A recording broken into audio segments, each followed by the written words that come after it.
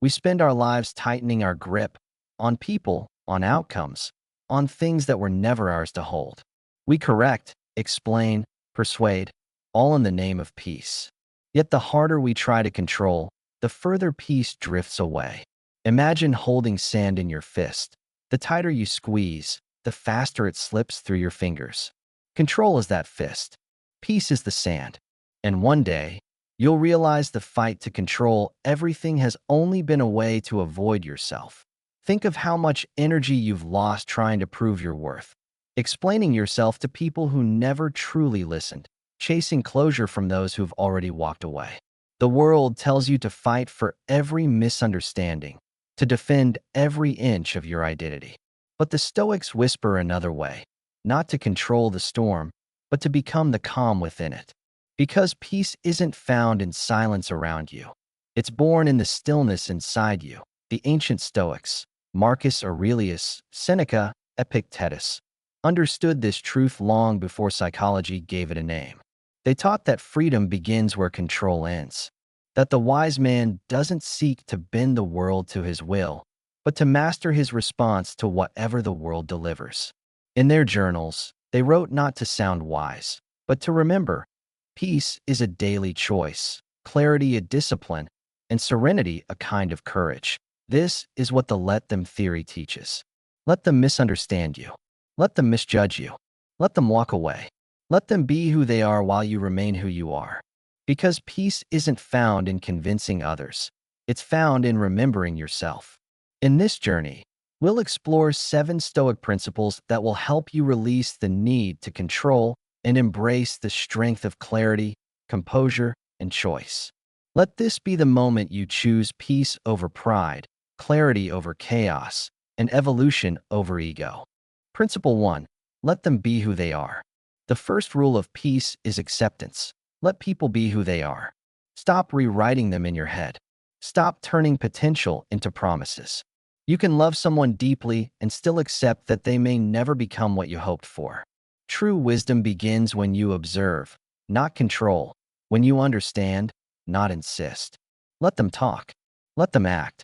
Let them reveal themselves and believe what they show you the first time. Marcus Aurelius wrote, "Be tolerant with others and strict with yourself." The Stoics never demanded perfection from the world. They simply demanded clarity from themselves. When you release the urge to shape people, you reclaim your inner discipline. Peace comes not from making others predictable, but from becoming unmoved by their unpredictability. Imagine a sculptor trying to carve another person's statue.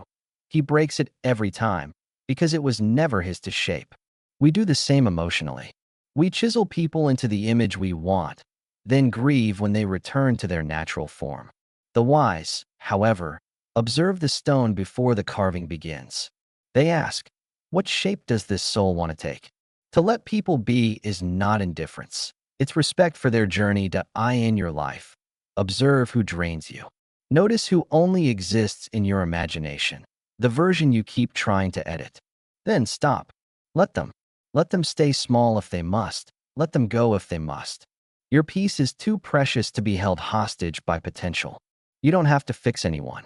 You only have to choose who deserves access to your calm. Principle 2, detachment brings peace. Detachment is not coldness, it's clarity.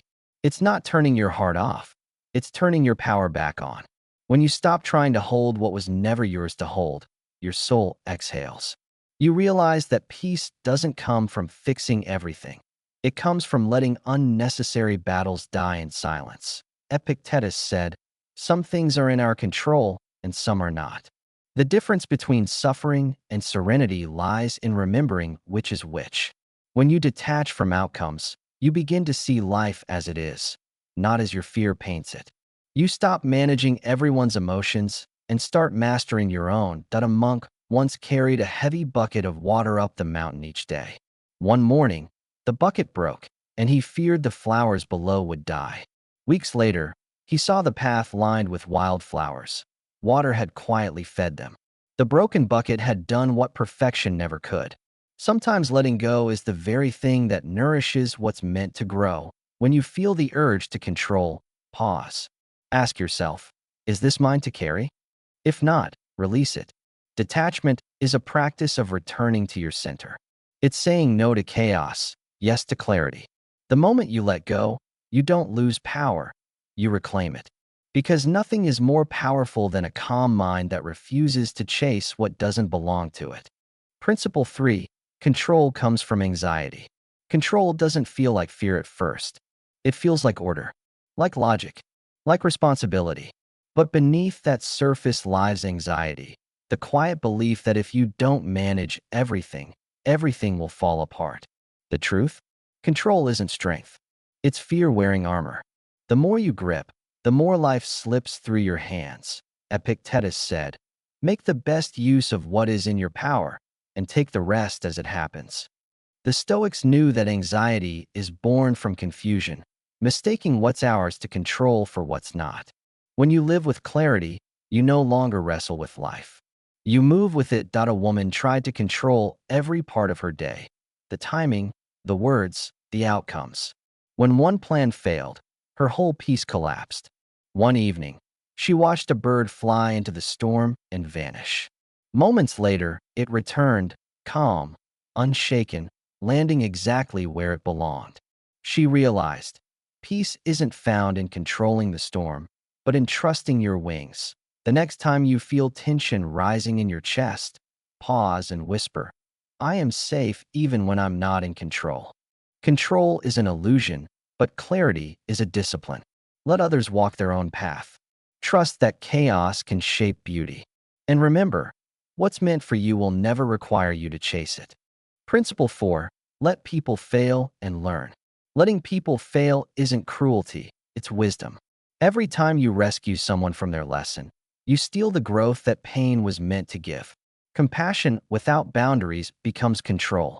The hardest love is the one that lets others face their own storms. Seneca once said, "Difficulties strengthen the mind as labor does the body." The Stoics saw pain not as punishment, but as preparation. To suffer wisely is to be forged by reality, not broken by it. That a father watched his son try to build a kite. The boy failed again and again. Each time, the father wanted to step in, but he stopped himself. At last, the boy discovered how to balance the wind, and the kite soared. The father realized the boy hadn't just built a kite. He had built confidence. Failure was the workshop of freedom. Look around your life. Who are you trying to save right now? Who are you protecting from pain not because they need it, but because you fear their discomfort? Step back. Trust that life teaches better than your advice. Growth needs struggle the way fire needs air. Let them fall. Let them learn. Let them rise. Principle 5. Release unrealistic expectations. Most suffering hides beneath one illusion: the belief that people should act the way you would. You expect them to care, to notice, to understand. But expectations are silent contracts that others never signed. Peace begins where those contracts end. Let go of the fantasy. Accept the truth. And love what is real. Marcus Aurelius wrote, "When you wake up in the morning, remind yourself, today I will meet people who are meddling, ungrateful, and arrogant." He didn't write that to become bitter, but prepared. Expecting imperfection is wisdom. It frees you from surprise and disappointment. That a traveler once complained that the sea was too salty. "Why can't it be sweet?" he asked. The old sailor smiled and said, "Because it wouldn't be the sea." We do the same with people, demanding sweetness from salt, calm from chaos, depth from those who still live on the surface. The wise traveler learns to sail the sea as it is, not as he wishes it to be.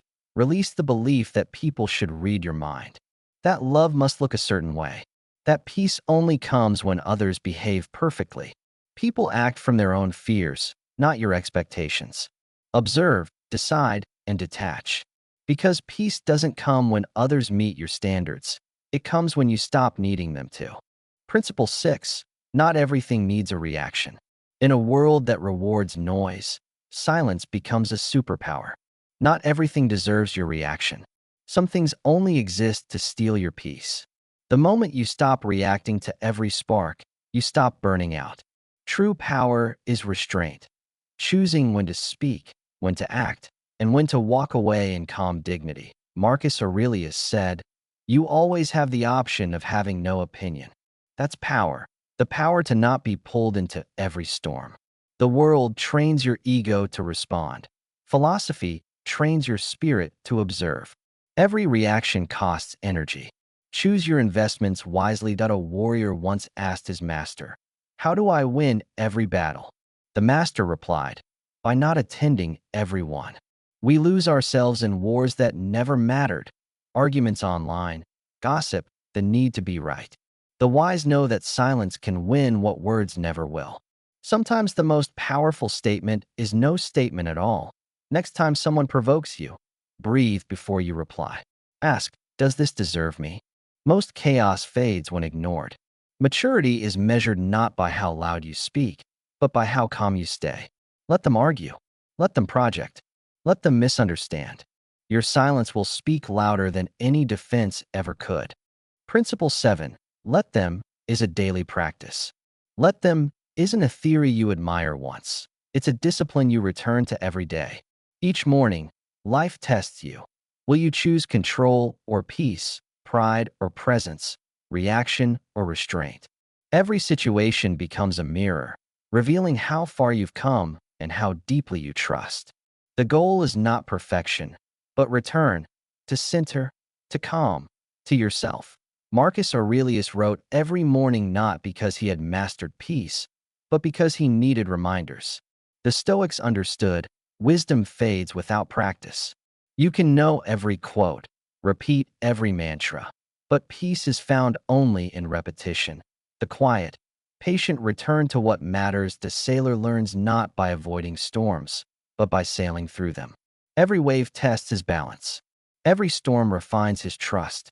Let them works the same way. You don't find calm by escaping life, but by learning to breathe within it. Wisdom isn't in the absence of struggle, it's in your response to it. Every day gives you a choice. Fight to control or breathe to release. When you're tempted to argue, pause. When you're misunderstood, smile. When you feel the urge to fix, let them. Because peace isn't built in a single moment of enlightenment. It's built in every moment you choose not to abandon yourself. The journey through Let Them is not about indifference, it's about evolution.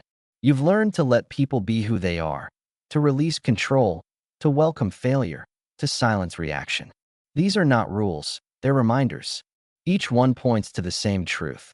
Peace is an inside job. You can't control who stays, who understands, or who loves you right. But you can control the energy you bring, the calm you keep, and the boundaries you honor. The strongest soul isn't the one who wins every battle. It's the one who refuses to be dragged into unnecessary wars. Oh, here's your practice. Today, when someone disappoints you, let them. When you feel the urge to explain, pause. When you want to fix, step back. Keep your center sacred. Let life unfold as it must. Because the moment you stop needing control, you start mastering yourself. Remember, peace is not the absence of problems. It's the presence of perspective. Let them speak, let them go, let them change or not. You are no longer reacting, you are responding. No longer chasing, you are becoming. This is Stoic Miracles, where philosophy meets freedom.